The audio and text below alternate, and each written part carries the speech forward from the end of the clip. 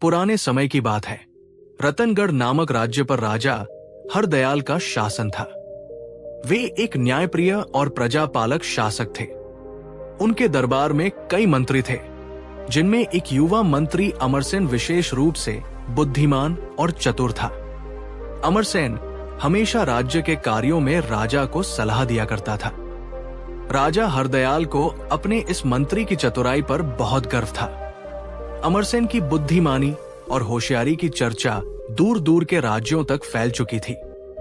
एक दिन रतनगढ़ के पड़ोसी राज्य के राजा जय सिंह राजा हरदयाल से मिलने आए।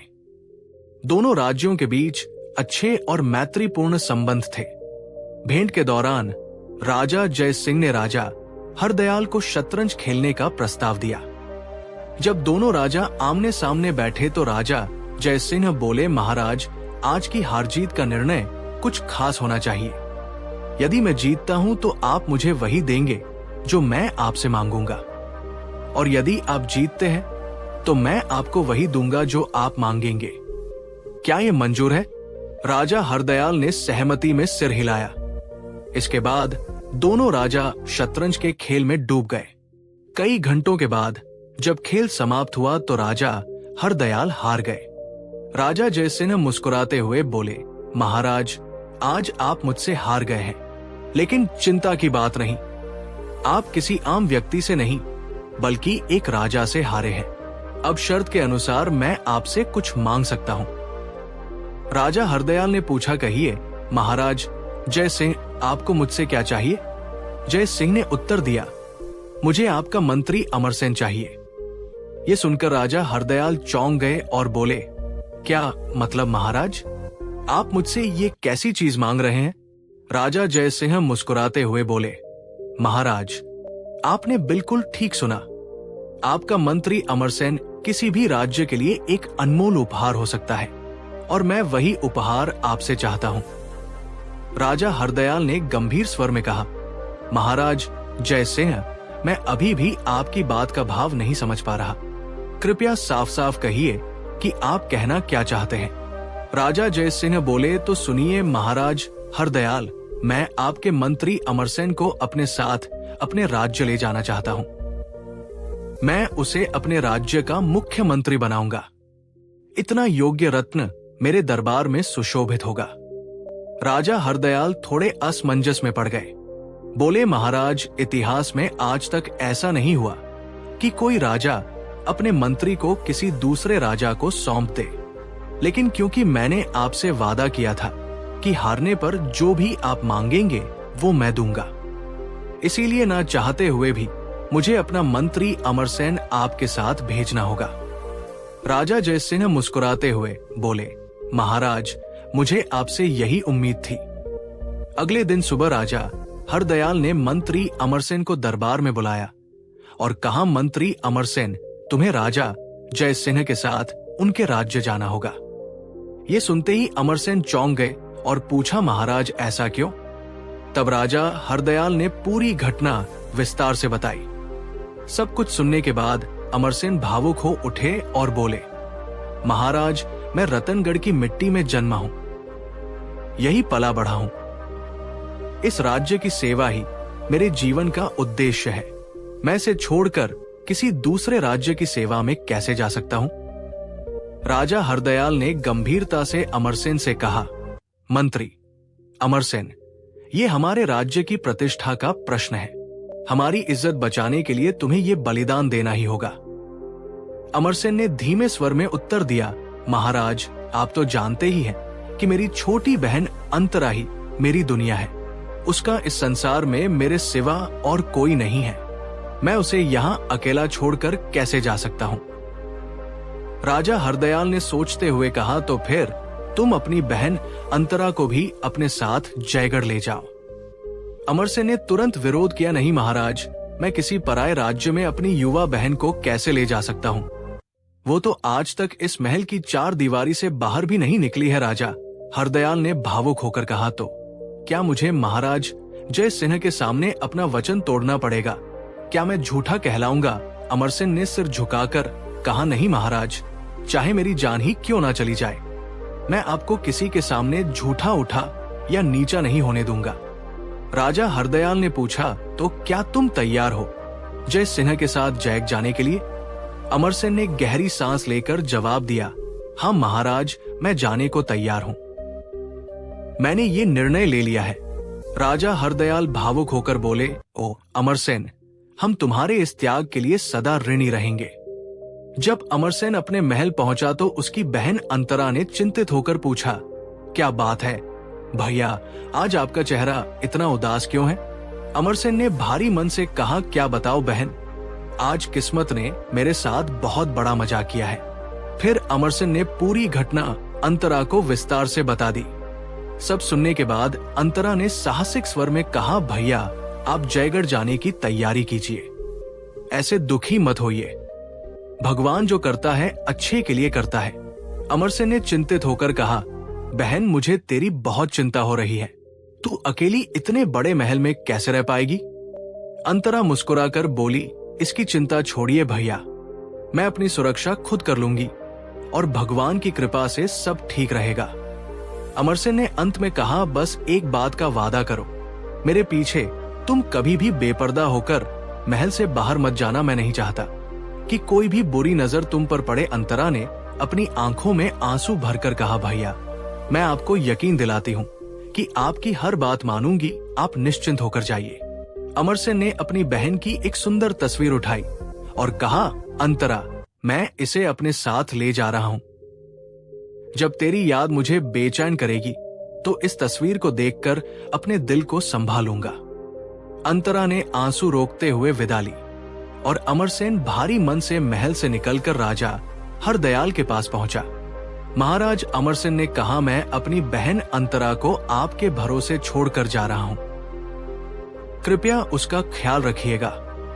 राजा हरदयाल ने गंभीर स्वर में उत्तर दिया, अमरसेन तुम निश्चिंत रहो, अंतरा अब हमारी भी बहन है, वो रतनगढ़ में पूरी इज्जत और सुरक्षा के साथ रहेगी। इसके बाद अमरसेन ने अपने राजा और बहन को पीछे छोड़कर राजा जय सिंह के साथ जयगढ़ के लिए प्रस्थान किया। जयगढ़ पहुंचते ही महाराज जय सिंह ने राज्य सभा में घोषणा की, आज से अमरसेन को यहाँ का नया मंत्री नियुक्त किया जाता है। ये सुनते ही दरबार में हलचल मच गई। दरबारी एक दूसरे की ओर देखकर कानफूसी करने लगे। महाराज ने ये क्या कर दिया? किसी पराये राज्य के मंत्री को यहाँ लाकर हमारे सिर पर बैठा दिया। ये तो सरासर अन्याय है। धीरे धीरे अमरसेन का प्रभाव बढ़ने लगा।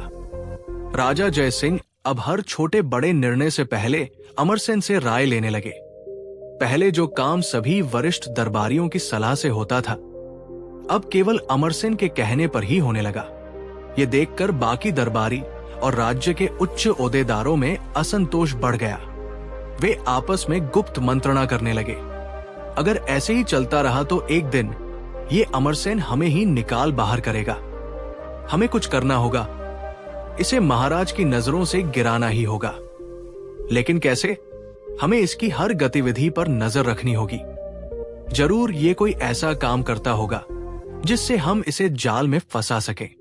अब अमरसेन पर नजर रखने की जिम्मेदारी राज्य के सबसे चालाक दरबारी बुद्धराज को दी गई। बुद्धराज उसी समय अमरसेन के महल की ओर निकल पड़ा। जब वो वहां पहुंचा तो उसने एक अजीब दृश्य देखा। अमरसेन अपने कक्ष में बैठा था और उसके हाथों में एक युवती की तस्वीर थी। अमरसेन उस तस्वीर को देख रहा था। फिर अचानक उसकी आंखों से आंसू बहने लगे। बुद्धराज दूर से ये सब देखता रहा और सोचने लगा, ये युवती कौन हो सकती है और इस तस्वीर को देखकर अमरसेन इस तरह रो क्यों रहा है? अगले कई दिनों तक बुद्धराज ने अमरसेन पर चुपचाप नजर रखी। हर रात वही दृश्य दोहराया जाता। अमरसेन तस्वीर को देखता, सीने से लगाता और उदास होकर अकेले में रोता। बुद्धराज की आंखों में एक खतरनाक चमक उभर आई। बस यही मौका है, इस तस्वीर के जरिए ही अमरसेन को बर्बाद किया जा सकता है। अगली सुबह बुद्धराज राजमहल पहुंचा और महाराज जय सिंह के सामने झुककर बोला, महाराज की जय हो। राजा ने आश्चर्य से कहा, आओ बुद्धराज, कहो कैसे आना हुआ? बुद्धराज बोला, महाराज आपने जिसे अपने राज्य का मंत्री नियुक्त किया है वो उस पद के लिए सर्वथा अयोग्य है। राजा ने गंभीर होते हुए पूछा, क्या कह रहे हो तुम बुद्धराज? बुद्धराज ने षड्यंत्रकारी लहजे में कहा, महाराज, मैंने स्वयं कई रातें मंत्री अमरसेन की निगरानी में बिताई है। वो हर रात एक स्त्री की तस्वीर को सीने से लगाकर रोता है, घंटों उसी तस्वीर को देखता रहता है। राजा ने चौंक कर पूछा, कौन है वो स्त्री? किसकी तस्वीर है वो? बुद्धराज ने चालाकी से कहा, महाराज, वो तस्वीर रतनगढ़ की प्रसिद्ध वैश्य हुसन बानो की है। क्या राजा जयसिंह की आंखें फैल गई? बुद्धराज ने बात को और आगे बढ़ाया, अब आप ही सोचिए, जब एक मंत्री का मन इतना गिरा हुआ हो, जब उसका दिल एक वैश्या में उलझा हो, तो वो राज्य का क्या भला करेगा? राजा का माथा चिंता से सिकुड़ गया। अमरसेन ने हमें इस विषय में कुछ नहीं बताया। बुद्धराज बोला, अगर उसने नहीं बताया तो आप स्वयं आज ही उसे बुलाकर पूछताछ कीजिए। महाराज, सच अपने आप सामने आ जाएगा। राजा गंभीर स्वर में बोले, ठीक है बुद्धराज, हम अभी अमरसेन से मिलकर इस बात का सत्य जानने चल रहे हैं। बुद्धराज ने राजा से आग्रह किया, महाराज, यदि आप कहें तो मैं भी आपके साथ चलता हूं। राजा ने सिर हिलाया, ठीक है, चलो। दोनों अमरसेन के महल की ओर बढ़े। जैसे ही वे कक्ष के पास पहुंचे, बुद्धराज ने धीरे से कहा, देख लीजिए महाराज, अपनी आंखों से देखिए कि वो क्या कर रहा है। राजा ने पर्दा हटाकर देखा। अमरसेन एक तस्वीर को अपने सीने से लगाए बैठा था।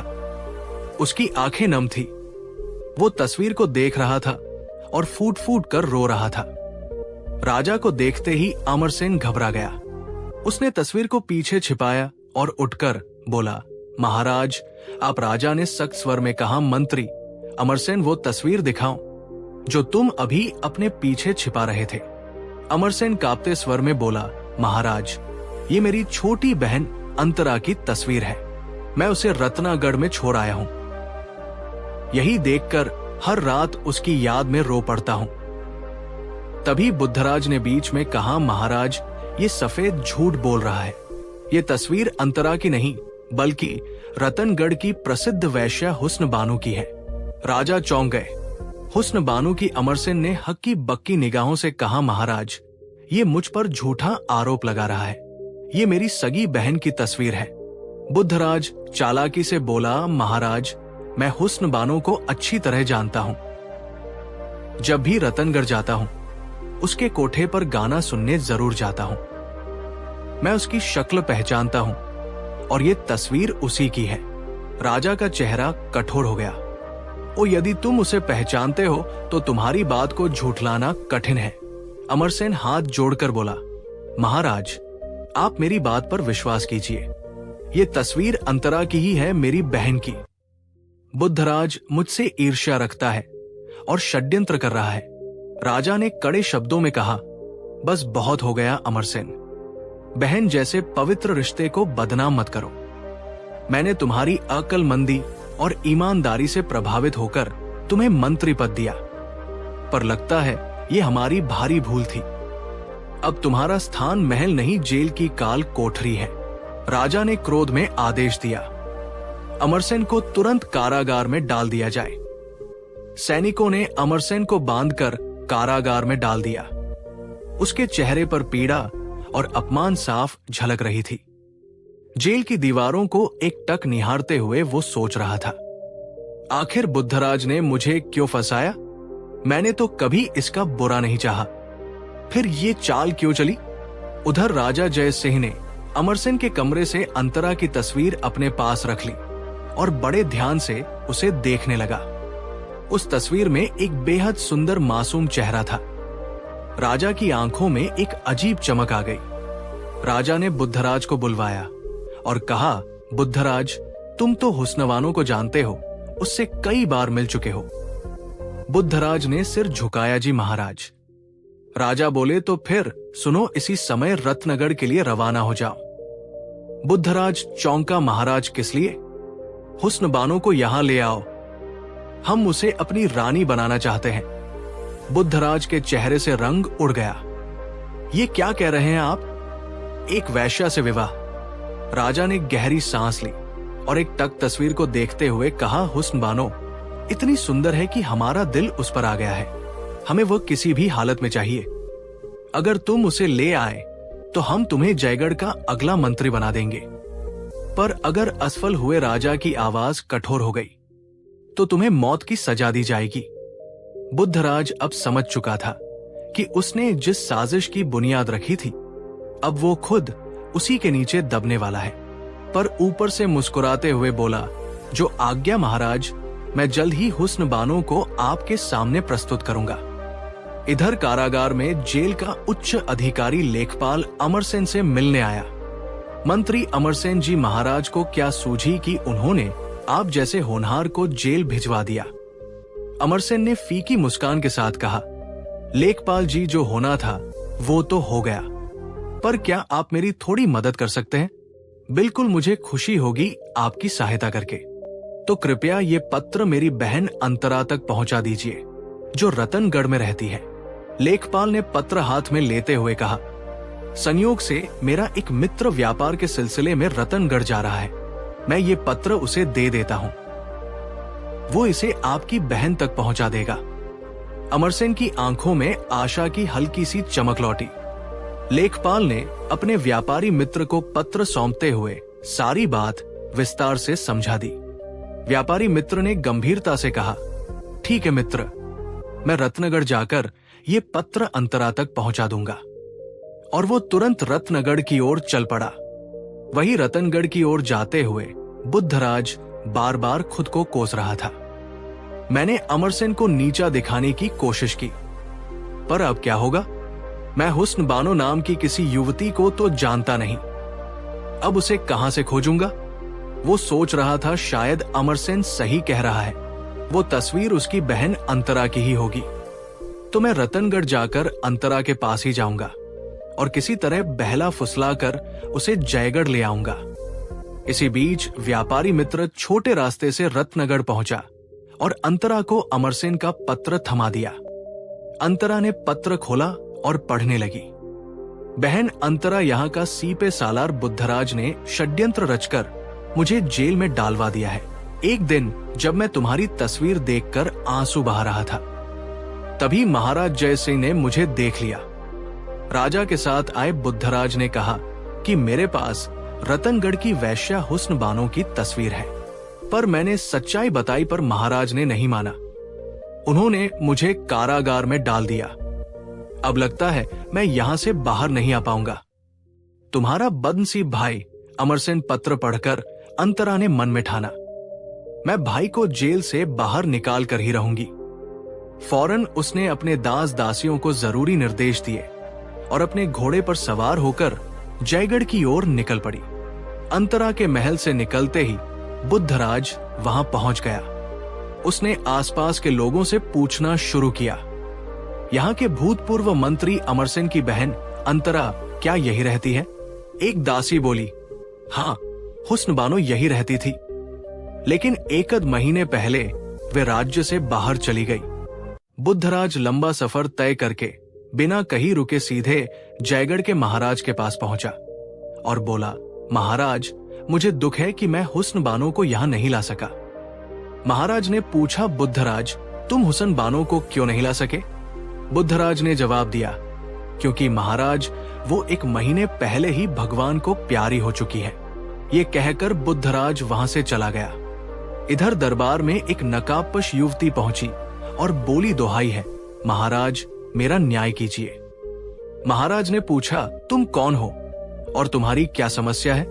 युवती ने कहा, महाराज, आपके राज्य के सेनापति बुद्धराज ने मेरे साथ धोखा किया है। पहले उन्होंने मुझसे प्रेम का नाटक किया, फिर मौका मिलते ही मेरा सारा सामान और गहने लेकर भाग गए। महाराज ने आदेश दिया बुद्धराज को दरबार में पेश किया जाए। कुछ देर बाद बुद्धराज दरबार में उपस्थित हुआ। महाराज बोले, बुद्धराज, इस युवती ने तुम्हारे खिलाफ गंभीर आरोप लगाए हैं, क्या ये सच है? बुद्धराज ने कहा, महाराज, ये औरत झूठ बोल रही है, मैं इसे जानता तक नहीं हूं। युवती ने कहा, बुद्धराज, अगर तुम मुझे नहीं जानते तो याद करो, तुमने महाराज को रत्नगढ़ की हुस्न बानो के बारे में बताया था। मैं ही हुसन बानो हूं। ऐसा कहकर उस युवती ने अपने चेहरे से पर्दा हटा दिया। उसे देखकर महाराज चौंक गए और बोले, तुम सचमुच हुबहू उस तस्वीर जैसी लग रही हो। हुस्न बानो। बुद्धराज मन ही मन सोचने लगा, अब तो मैं और बड़ी मुसीबत में फंस गया हूं। मैंने तो महाराज से कह दिया था कि हुस्न बानो की 1 महीने पहले ही मृत्यु हो चुकी है। तभी युवती ने स्पष्ट किया, महाराज मैं हुस्न बानो नहीं बल्कि आपके वजीर अमरसेन की छोटी बहन अंतरा हूं। राजा बोले, इसका मतलब तो ये हुआ कि मंत्री अमरसेन ने तुम्हारे बारे में सच ही कहा था। अंतरा ने सिर झुकाकर कहा, महाराज। राजा ने तुरंत बुद्धराज की ओर रुख करके पूछा, बुद्धराज तुमने हमारे साथ ये झूठ का नाटक क्यों रचा? सच सच बताओ। बुद्धराज ने हाथ जोड़ते हुए कहा, महाराज पहले मुझे जीवन दान का वचन दे और मेरी गलती को क्षमा करे। मैं और राज्य के कुछ अन्य उच्च पदों पर बैठे लोग मंत्री अमरसेन की तरक्की से ईर्ष्या करने लगे थे। हम किसी भी तरह उन्हें नीचा दिखाना चाहते थे।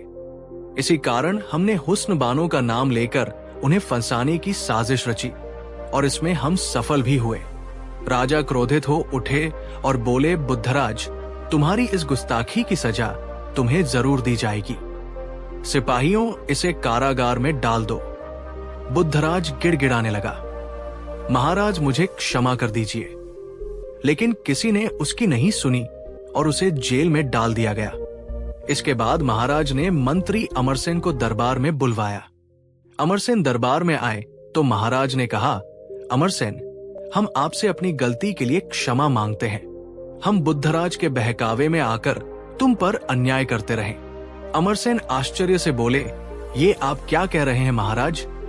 राजा बोले, हाँ अमरसेन तुम्हारी बहन अंतरा ने अपनी चतुराई और साहस से हमें सच और झूठ का फर्क समझाया है, इसीलिए हम तुमसे क्षमा चाहते हैं। इतने में अमरसेन की नजर अपनी बहन पर पड़ी।